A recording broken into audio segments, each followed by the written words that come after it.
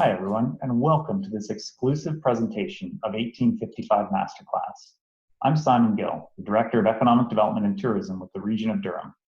This series was created last fall by a tech accelerator located in Durham region called 1855 as a means of delivering thought leadership mastery to our innovative business community.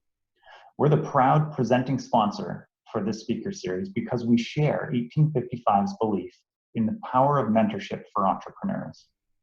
The region of Durham is keenly focused on expanding the growth sector around us and are committed to cultivating jobs, retaining top tech talent, and contributing to the increased economic growth of the region. Today, we're pleased to bring Bruce Croxon to the virtual stage to kick off the first ever siberXchange live online summit. Bruce made his mark as a digital pioneer by co-founding Lavalife and revolutionizing how people connect. Under his direction, he grew this early tech startup into the marquee brand in online dating with over 2 million users. Partner, chairman, and CEO, Croxon helped lead the company's growth from 4 to 600 employees while achieving revenue of just under 100 million. Since the $180 million sale of Lavalife, Bruce has been active as both an investor and advisor in growth stage companies in the tech sector. As an ex-dragon on CBC's Dragon's Den, he added a broad range of businesses and products to his portfolio that tapped into his passion for digital media, health, and marketing. Croxon currently helms Round 13, a company dedicated to investment in growth stage Canadian tech companies. He also co-hosts The Disruptors on BNN and CTV, a weekly show spotlighting Canadian businesses, and believes our entrepreneurs can hold their own with anyone in the world. It's very fitting that in these times of economic uncertainty, we hear the perspective of a leader in the technology space who has a close pulse on the markets, and we look forward to hearing his foresights on how the business world will evolve in the weeks and months to come. Following Bruce's message, he'll be answering some of your questions, which you can submit during the session in the chat below.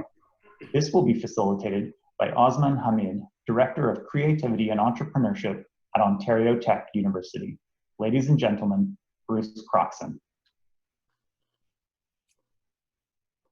Good morning, everybody. Listen, beyond thrilled to join you this morning. A little bit ironic that I started off in online dating and we're doing all of this virtually. It seems like I'm coming full circle in many ways, but welcome to the siberXchange.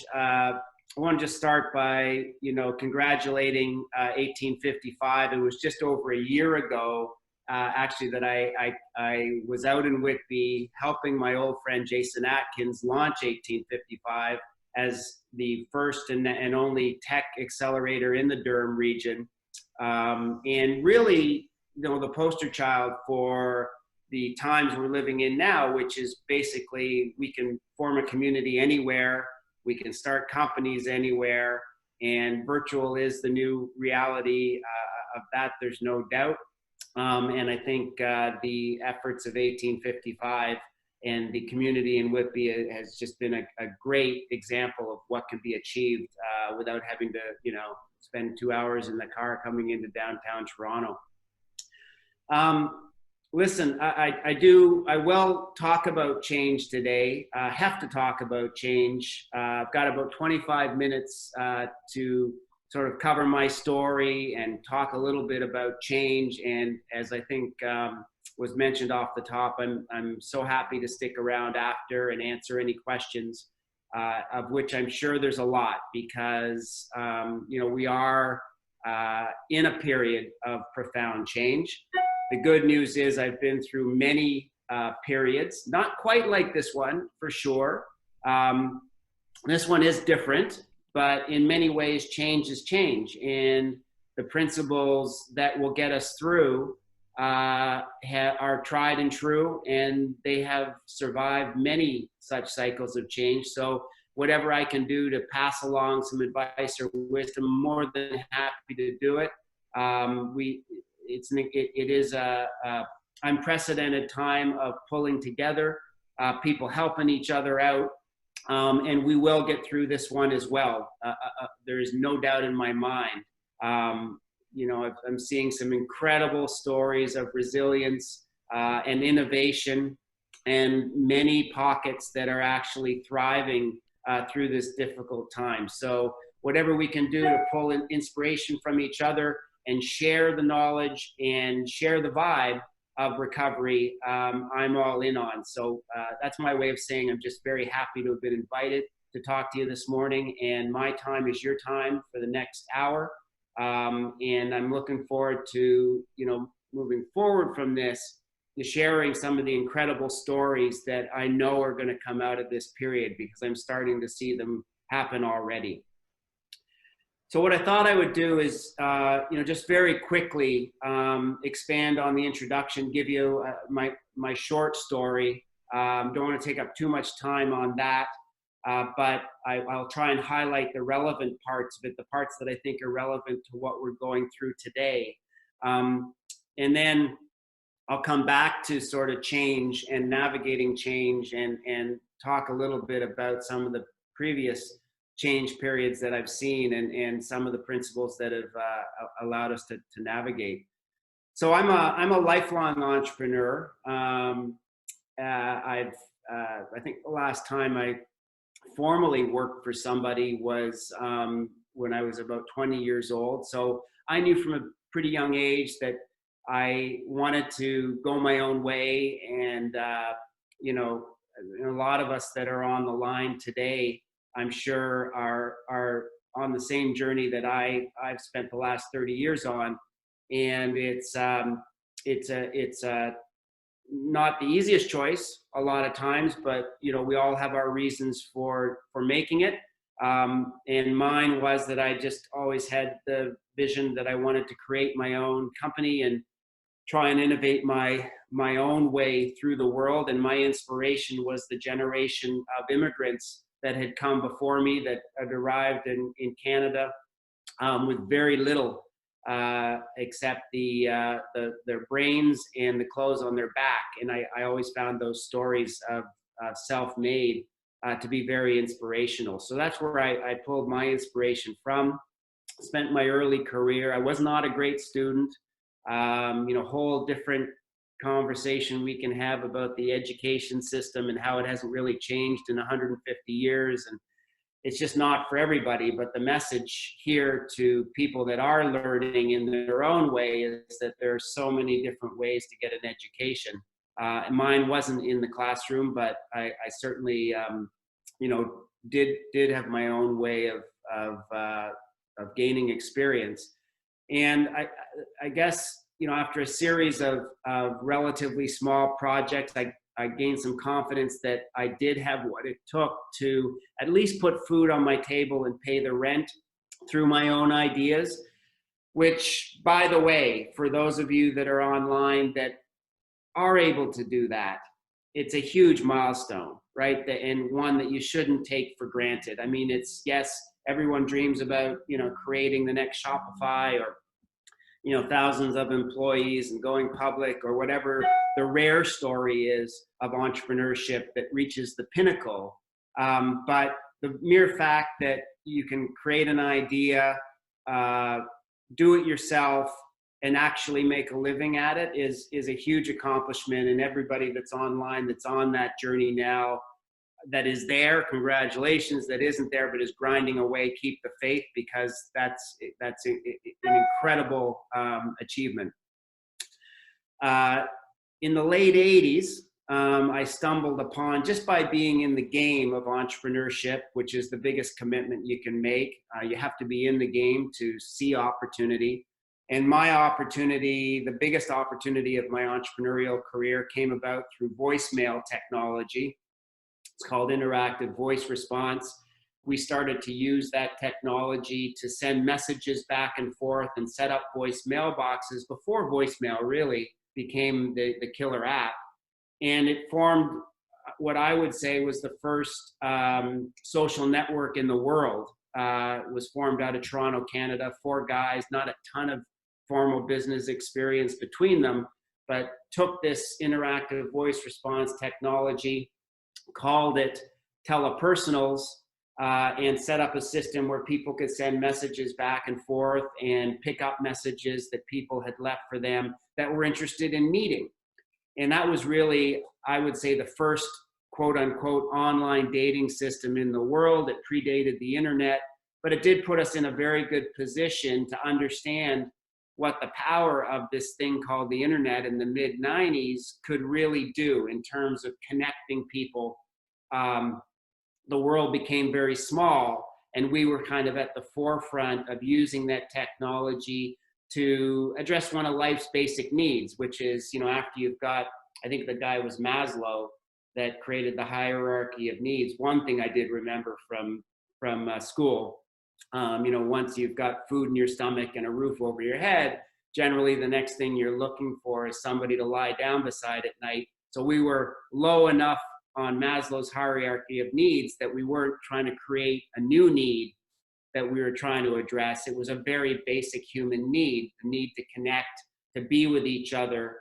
So appropriate for the time we're in now, if you think about it, as we're all battling isolation. But it is just a basic, and I'll come back to that actually as a bit of a theme, but a basic human need to connect with each other.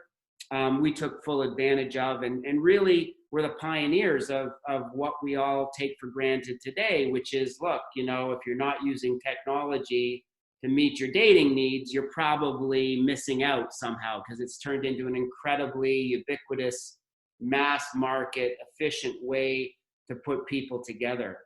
So we were early for sure. Grew the company, as you heard in the introduction, to just under $100 million. We're in a great position when mobile technology became a way to communicate. We were a pioneer there in terms of using that for dating as well. And we're fortunate enough in just 2004, as you heard, we sold to a US public company for just under $180 million. It was a big story in Canada at the time. And I stayed on as CEO till mid-2006, at which point and so that would have been the last time I would have worked for somebody. I worked for the new owners of Lavalife. It was the longest 2.5 years of my life, because we had sold at the top of that cycle. And I don't even know what remains of Lavalife today, to my everlasting regret. It did not stand the test of time, really, because of the decisions I think that were made post-acquisition, but that's again another story. Since the sale of Lavalife, I started out as an angel investor, and then had enough fun doing that, and realized that my passion was still, taking companies that were relatively small and turning them into medium-sized companies, helping to do that with not only my checkbook, but sort of some of the lessons that I'd learned along the way, and then decided to get a bit more formal about it and formed a company called Round 13. Round 13, the name of Round 13 comes from the 1975 Joe Frazier Muhammad Ali fight, which a lot of a lot of boxing fans think was the toughest round of fighting in the history of the sport. And we have turned that into a bit of a story, which a lot of people online right now, I'm sure, are familiar with. And that is basically that, you really do have to be able to get back up after somebody has knocked you down, in order to survive and thrive in the world of startups and forming companies and trying to grow. Never more appropriate than the period that we're in now, for sure. So Round 13, and it's what I spend all my time on now. We have about $350 million under management. We are actively, as we sit today, still looking to invest in Canadian-based technology companies that are ready to scale. I'm a passionate believer that Canada is the best place in the world to start and grow a company. It's by far the best country in the world to live. We have the best engineers on the planet. If you don't believe me, just look at Google, Uber, all of the US companies that are setting up branch plant operations here, offering our engineers the top dollar. Everybody knows that we have it here, and we swing way above our weight in terms of what we're able to achieve and put out. Historically in this country, when a company's got to a certain size, the capital hasn't been there to take it to the next stage, and we've sold short a lot.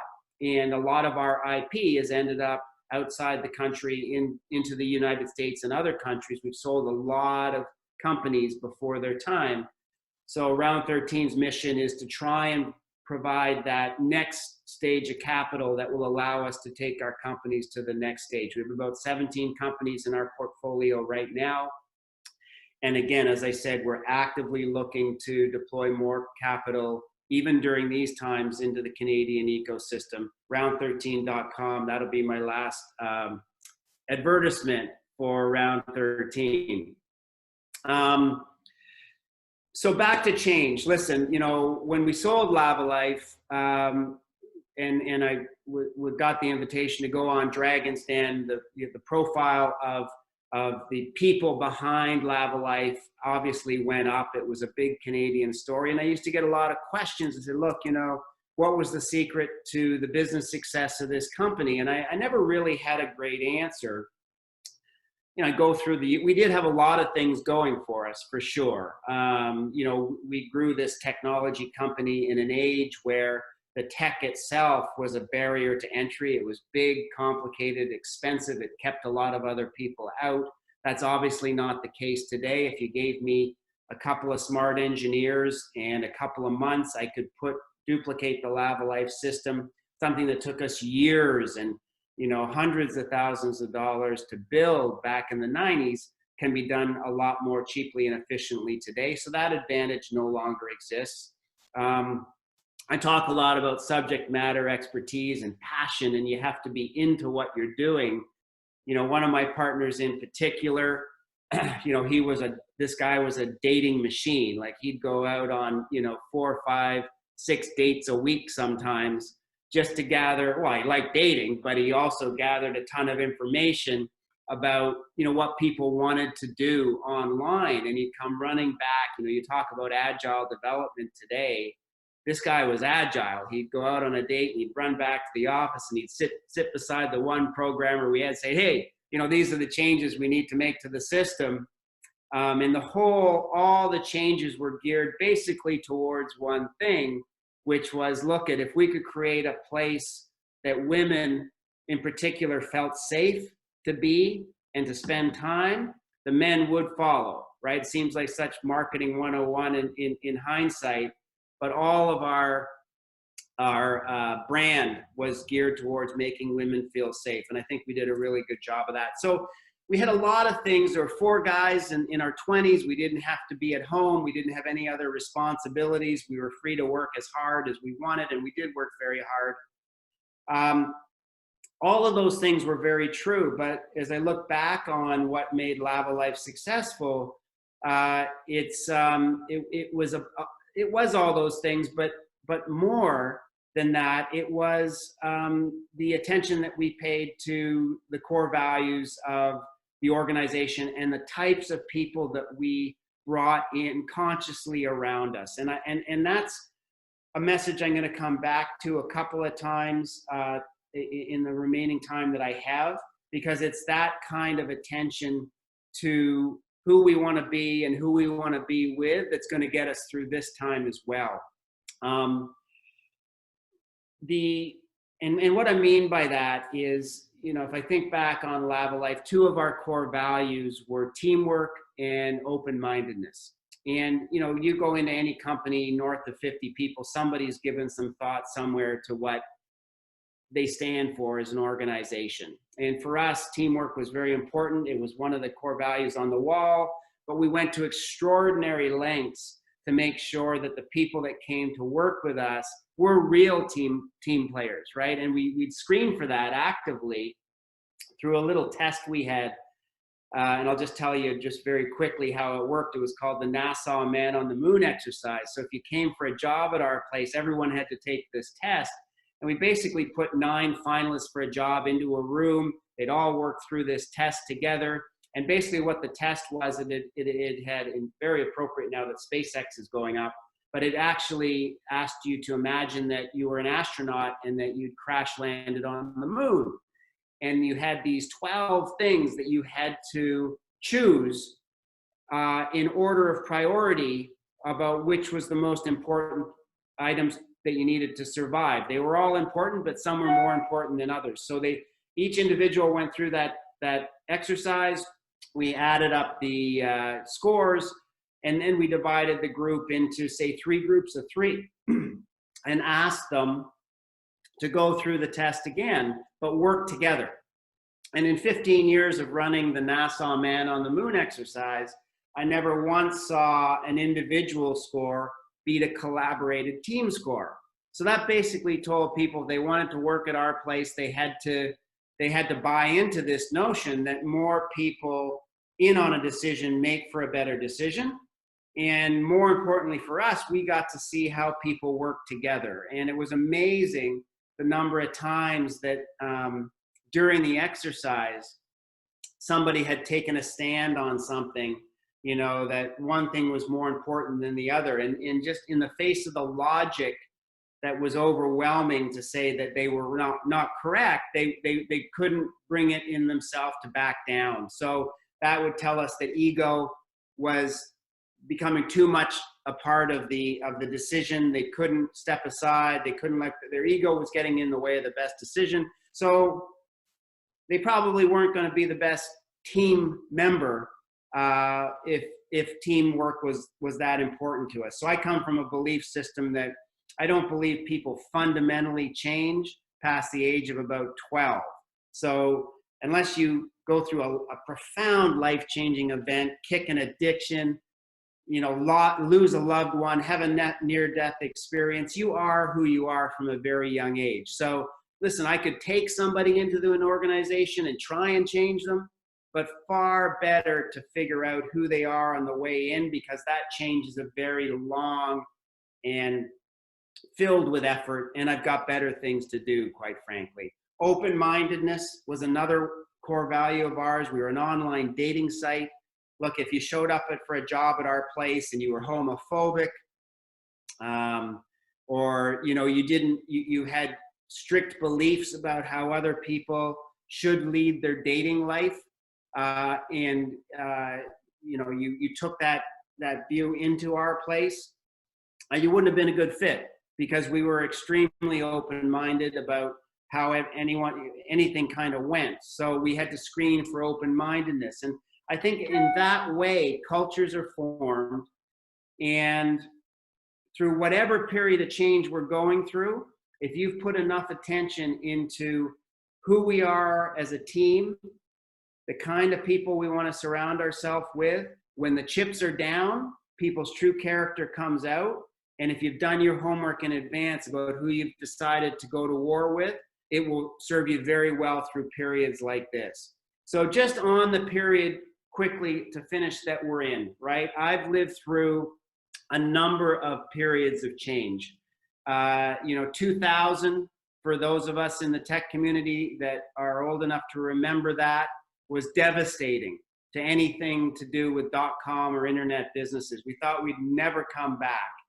Venture capital went away in this country for 5 or 6 years. All the institutions got out of supporting early stage technology, and we thought it was dead. We're back. There's more capital flowing than ever before.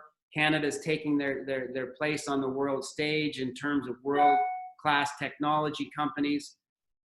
It didn't kill us, okay? We got through it. 9/11, you think about the airline industry in 9/11. It took 3 years to get back to the pre-9/11 period of people getting back on planes, but they came back, right? We are not meant to stay in one place. We're roamers. It will take time, but people will get back on planes. In 2008, The NASDAQ industry in that recession got cut in half.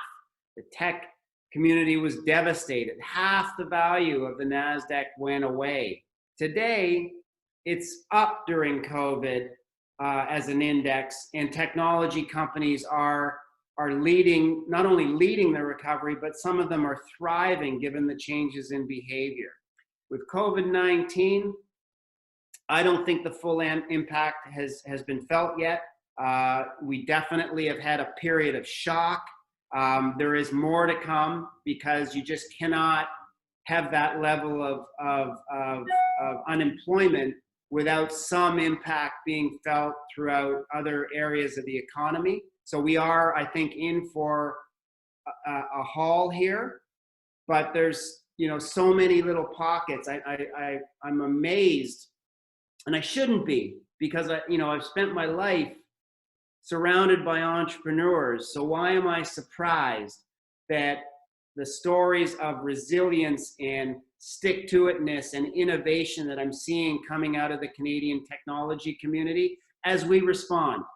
You know, definitely when this first hit, there was a period of like deer in the headlights. Oh my goodness, this looks like it's going to be a lot more serious than we thought.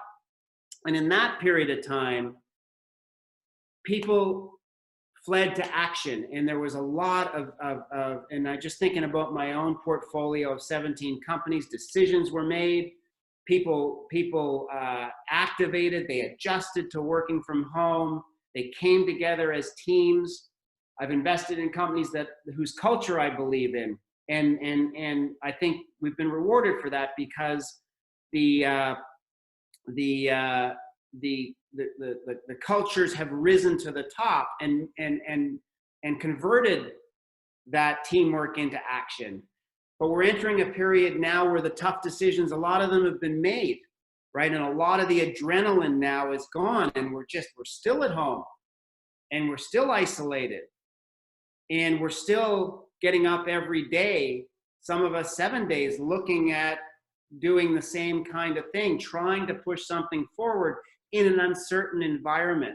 So this is the period where wherever you get your inspiration from, grab it, because this is, I know what most of us are feeling now. This is the hard part. I'm not going to say the first part was easy, but there was adrenaline and there was action, and we were required. There was no choice. It was do this or die for a lot of these companies. It was do this or a lot more people were going to lose their jobs. We had to move, but now it's like, okay, the progress and the change and what you're doing now and seeing the results of is a little bit tougher to quantify. This is the time where you have to dig a little bit deeper to say, look, I've got to stick with this now. I don't know where this is. I still don't know where this is going. We're still uncertain, but this is the time I have to bear down and hang in there. Things go in cycles. I took you through, 2000, 9/11, 2008, and now COVID-19. Things go in cycles. As entrepreneurs, this is a lesson we know. And those of us that have been around enough cycles, we know this to be true. When things are going really, really, really well, like they were in January for most of us, don't hang on to that feeling too tightly, because it never lasts. It's called a cycle for a reason. If you're hanging on too tight, the crash is hard. But likewise, when we're at the bottom or seemingly at the bottom, or we're looking around and not understanding where the answers are that are going to get us out of this, it too is a cycle. We will come out the other side, provided we keep doing the right thing with the right people around us and keep the energy up. Keep doing what you know to be right. Keep sharing the information with the people that you've put around you, and we will come out of this. I guarantee it. And in so many areas of the tech community, we're illustrating how we're coming out of it now. Is there going to be some more pain? Yes, there is. There's going to be some more pain. Do we have the resilience as entrepreneurs that have gotten us this far to survive the next round of pain? Yes, we do. Are we working better than ever before with our elected officials to get the help to where we need it? Yes, we are. We'll get through it. We will get through it. It's called a cycle for a reason. So listen, you know, whatever experience that I've had that I haven't touched on in this brief 25 minutes, I'm more than happy to address any specific questions. My friend Osman Hamid is online now to facilitate any questions you might have, and I'm an open book. So ask me anything and you'll get as straight an answer as I can give. Thank you for your time this morning. Again, I won't have another chance probably to say formally goodbye, but I hope you have a great 2 days. This is a fabulous initiative to pull us together, to share ideas, and by doing that, we're going to get through it together. Good luck, and I'm free to answer any questions you might have. Thank you very much, Bruce, and I hope everybody in attendance can hear me. I think before I get into introducing myself, I gotta get something out of my chest. I've been watching Dragon's Den for around 14, 15 years. You are one of my favorite dragons, Bruce, and I know you hear that a lot. But I think why that is the case, and I've heard this through your talk today, is that you actually act on what you say. So as far as loving cultures and being able to invest in cultures, there's a certain coffee shop that you were invested in, that you were a major customer of, and you looked at them and they presented, and then after that you went after it, and I think the deal was completed, because you know that show works. But anyway, so that was really impressive to me, and I really loved it. So that's from my side. I think some of the things that resonated, and I hope that maybe some of the questions will be revolved around this, is your story about being a pioneer in an industry and the ability of being able to take advantage of a new technology in order to be able to have a competitive advantage. I know you said you were going to say it for one last time, but I'll say one more time. Round 13 as a name, as a company, and getting up after failure, because that's something that all entrepreneurs need to understand. It all starts with being able to fail fast and then being able to move forward. A clear understanding of core values, and cultures within teams define them. And that's something that you touched upon, because at the end of the day, your product might go down the drain, but as a culture, if you have it, you're going up there. And the last but not least, things go in cycles. And so we have some questions that are related to that. And that's something to recognize as an entrepreneur. So for everyone who probably doesn't know me, my name is Osman Hamid. I'm the Director of Creativity and Entrepreneurship over at Ontario Tech University, formerly known as University of Ontario Institute of Technology. So we changed the name for a reason. But as Ontario Tech University, our brand exists around tech with a conscience. And that's something that exists within our DNA, and I think it's something that's very relevant and important in the times that we're in right now. It's in the DNA of all our students and faculty members who are coming up with innovations and entrepreneurial concepts.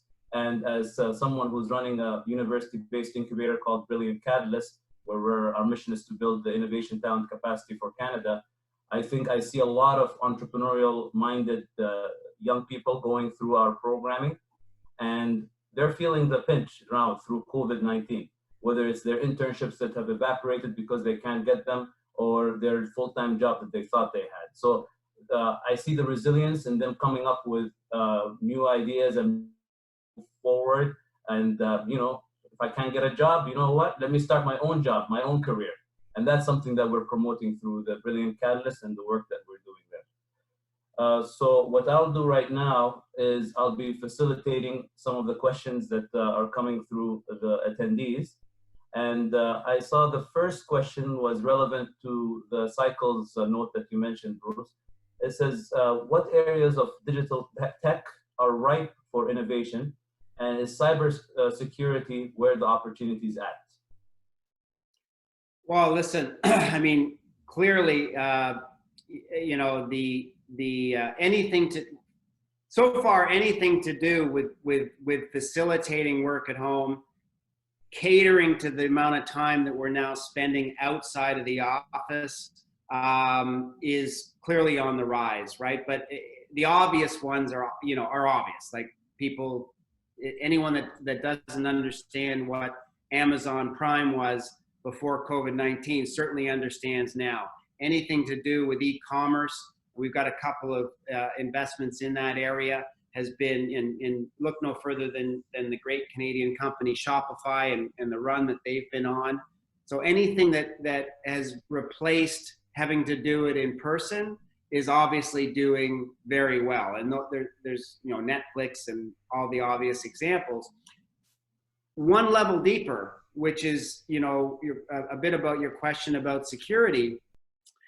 I don't know if anyone's noticed, but it's incredible and this was news to me before we made an investment in a company called Source Group. And Source Group's business is about migrating large financial institutions' applications to the cloud. And I was amazed at the still amount of legacy systems that reside on premises, when I thought, I was just walking around taking for granted that everybody was like us small, medium-sized business people, that they just knew that cloud was, more secure in many ways, obviously more efficient, took all kinds of capital requirements out of your business. I thought everybody was on the same page, but there's a large swath of large companies that have been relatively slow to make this migration. And what this period has done, as everybody has tried to, or has had to log on and manage remotely, is it's exposed many areas of weakness, not only in terms of efficiency, but the need for security has gone way up as the demand for bandwidth and connectivity has risen. So yes, I understand that there's a lot of participants that are in and around the security area that are attending this conference.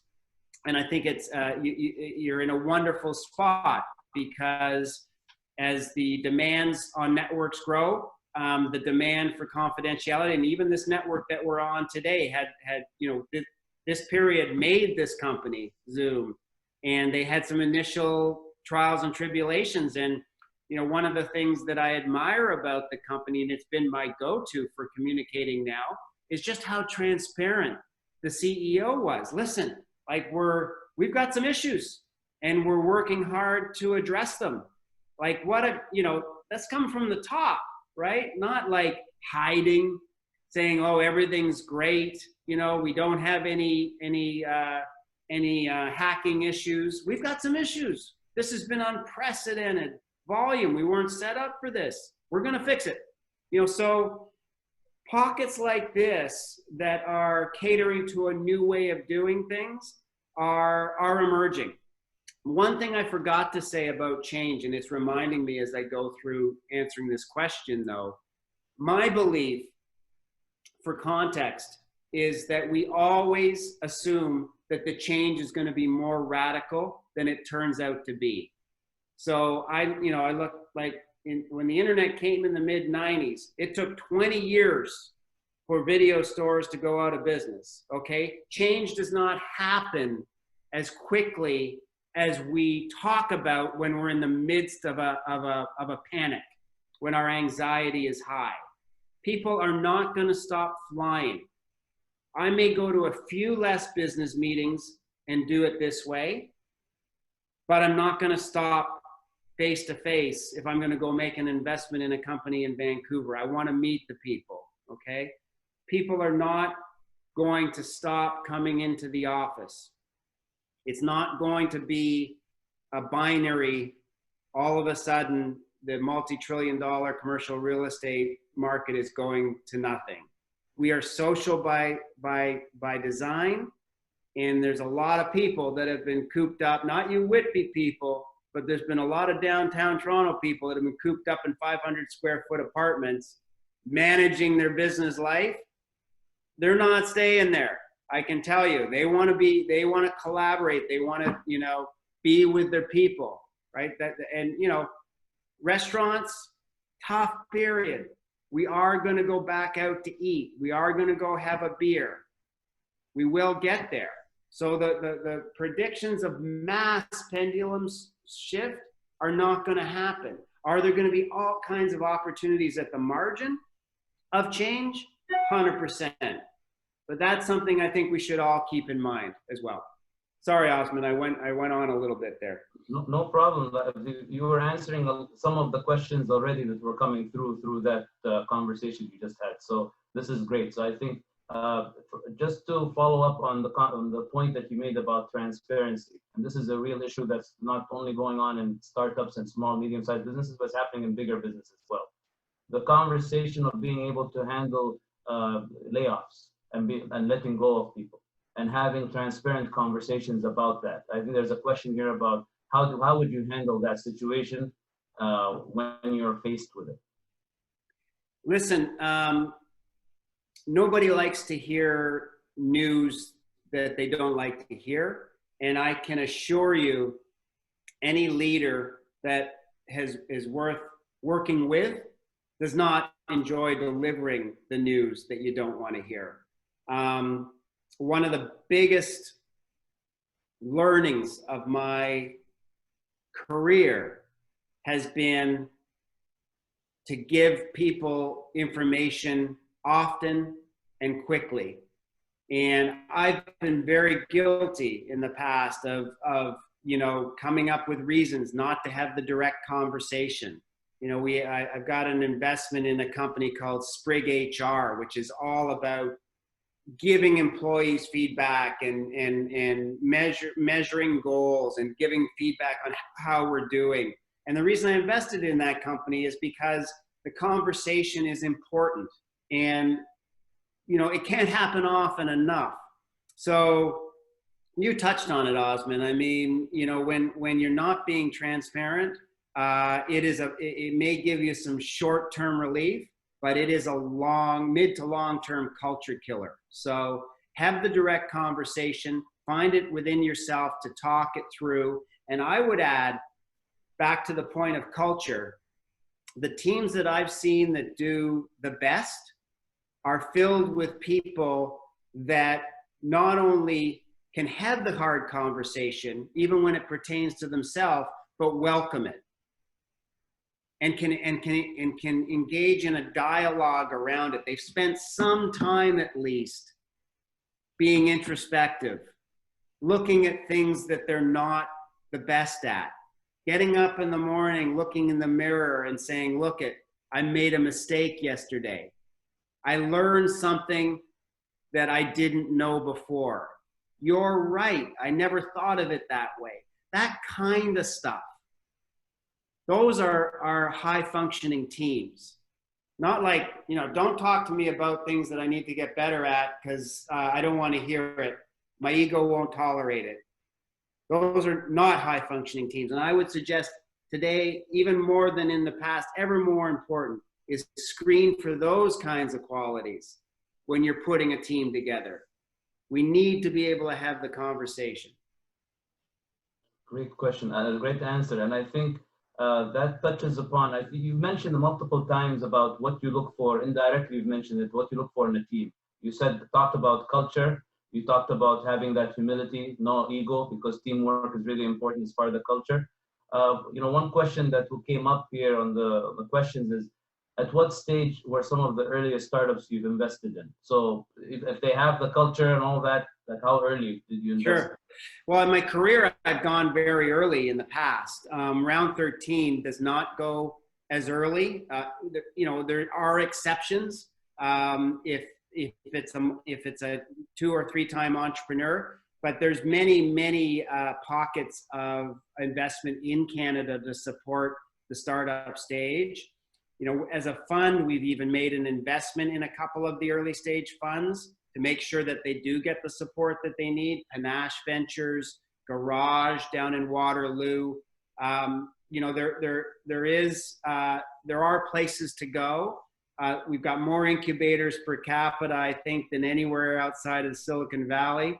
So the support is there, and the government has been very good, I must say, at supporting the early stage ecosystem. Round 13 specialty is after product market fit has been established and you need sort of $5 to $10 million to scale.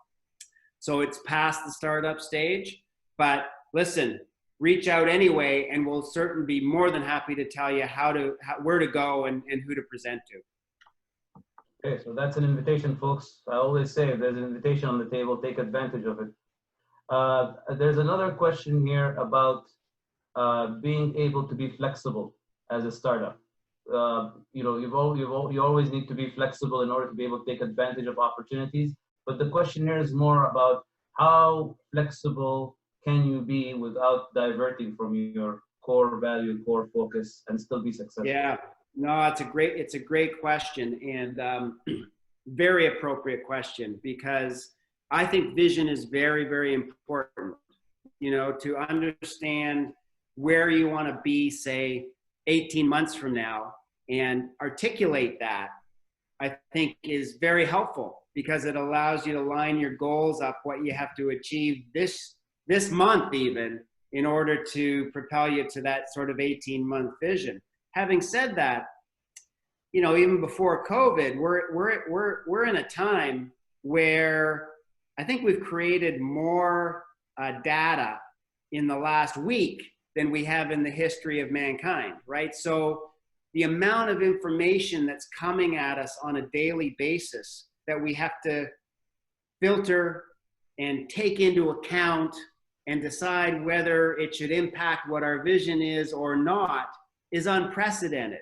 So in this time, more than any other time, the need to be able to have your vision be what I call a living document, which basically means you're open to change it, has never been higher.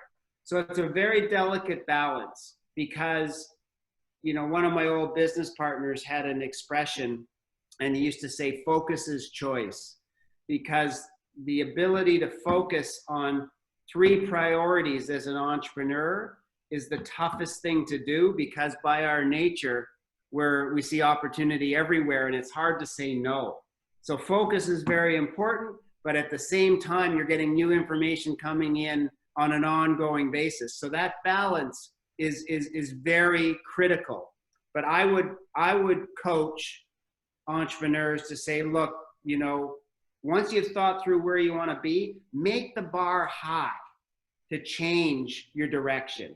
Be disciplined enough to say, yeah, that's good, but that's not enough to get me off my mission. Yeah, I may adjust it a little bit, but not enough to get me off my vision, right? Just make the bar high, because change doesn't happen as quickly as we think it's going to. Absolutely. And I think this is a good segue to the next question that was there. It talks about handling change. You mentioned that there were multiple events and cycles that forced us to switch how we're thinking. But I'm sure that every situation had a different reaction to change. So you need to be able to handle it differently. Is there any common theme as far as how you see handling change can make you successful, even though there are different situations? Yeah, there is, and it comes back to a bit about what I talked about. At the end of the day, I've never done anything on my own.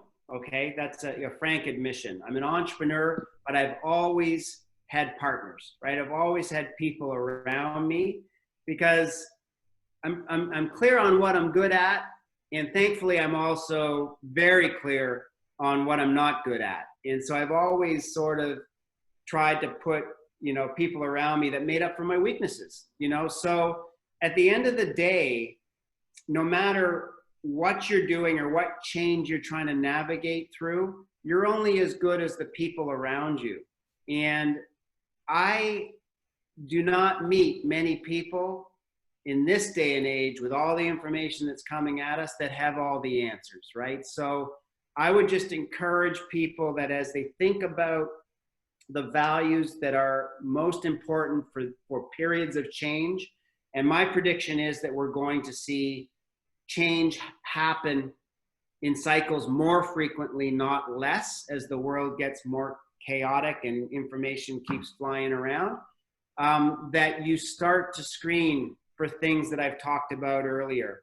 Things like introspection, willingness to change, comfort with change, all the standard grit, determination, stick-to-itness, what do you like when the chips are down, kind of thing. So in answer to your question, I think the common element is the people that you have around you and paying attention to the qualities of those people and getting very articulate about what that is. That's great advice. And I think another question that folks have that they want to take advantage from your expertise in is technology is going to be a threat throughout anything that we're doing. However, there's sectors that technology touches.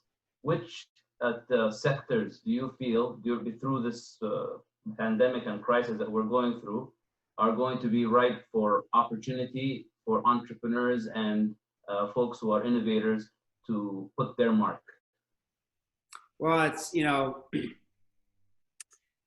it's not, I know it's not going to be a satisfactory answer as I'm thinking through how to answer that, because I don't know of an industry that is not being disrupted by technology, right? And, you know, thankfully, I might add, because everywhere I look, costs are coming out of the system, right? So as we talk about, you know, Source Group migrating the financial applications of the large financial institutions to the cloud, costs are coming out by doing so. When we talk about, you know, taking an Uber downtown pre-COVID that saves me $40 a day parking underground and allows me to be productive on the way down, and I don't have to, you know, pay for parking, etc. Costs are coming out of the system. As supply chains get more technology in them to deliver food, cost comes out of the system. And thank God, because the one thing that could disrupt this whole recovery and make it even more painful would be rising interest rates, right? And interest rates rise in response to inflation. And the reason that the governments are able to print all this money and prop everything up and help us through is because they're not afraid of inflation. The reason they're not afraid of inflation is because costs are coming out of the system. So there is not an industry that I know of that is not being impacted. So my advice, as you decide where to put your time, is to look at industries that are the least along the curve, but have the most to gain. You know, I'm thinking about, like, you know, our experience in this country with Alberta and oil and gas, and how for so many years there was so much money being made that, you know, you'd show up with a tech innovation into the oil patch, and you know, we'll get to it, right? It was at the margin, doesn't matter. And now you flash forward to today, some of the best innovation in our country is coming out of Alberta and Calgary, believe it or not, right? Because the oil and gas industry is turning their attention to how we can become more efficient. So it just starts with the macro, right? And then work your way down to say, okay, well, this is an industry that could use some savings, or some efficiency or some innovation, and then you take it from there. That's great advice, and I hope the entrepreneurs and owners out there are listening to this, because this is your opportunity to take advantage and be able to also give back to society through those innovations, because certain sectors that you're talking about, especially within the oil sector, they need innovation in order to be able to go over this hump that we're going through right now. I have just one last question, and this is a little bit of storytelling, if you could tell us. Can you tell us about a company that you invested in and you were really surprised about the results and the performance that they've had? Something you weren't expecting? That's a good question. Oh my goodness. You know, well, listen, I'll take you back to the Dragon's Den example that you used, and you know, the coffee shop, right? Balzac's. You know, I didn't know anything about the coffee industry when Deanna showed up on the show, and other than the fact that I like coffee, right? And I used to go to this spot. Oh, she looks like she knows what she's doing. And I got into that deal, and I couldn't believe, you know, what a great industry it is. It's a, you know, it's a high gross margin. We're addicted. We were a nation of addicts. right? So I think 84% of Canadians, I learned, drink 1.7 cups of coffee a day. You know, try and get in the way of somebody that hasn't had their coffee, that is used to having 3 shots of espresso a day. It's not pretty. So I knew it looked good from the outside. I was shocked at how, you know, not only how, you know, what a great margin per cup it is, but how everyone in the industry seems to have a common price, right? You can't go in and get a double anything without leaving $5, and it's just the way it is. And I didn't really realize how much money was being made until I invested in an espresso machine and got the same experience for 68 cents that I got for $5. So lots of learning in that. I've come away as a big believer in the coffee industry and got turned on to that. And if you'll allow me just to finish with one thought, Osman, of course. Just as I say goodbye, everyone's noticing the last couple of days the war that's going on between the US government and social media platforms. And I just want to take a second. Whenever I get a smart audience, I don't like to lose this opportunity. These platforms, the biggest issue we're facing in our time is the loss of credible news, okay? So when you get social media platforms like Facebook saying, I don't accept any responsibility for news that gets posted on my site, even though I'm taking media dollars from people as advertisers to promote it, that is not right. So what Twitter did the last couple of days by fact checking and starting to call out blatant lies that go to the heart of our democracy is a very small but important step.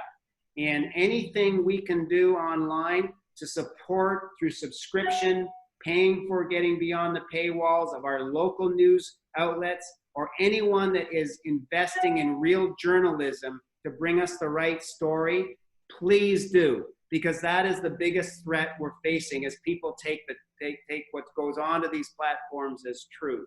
My Twitter handle is Bruce_Croxon. I'm going to do everything I can with my modest, you know, following to keep trying to promote this message that we need to support credible news. And we just can't, you know, you can't back down in the face of this. It's, you know, and I saw Toronto Star got sold this week.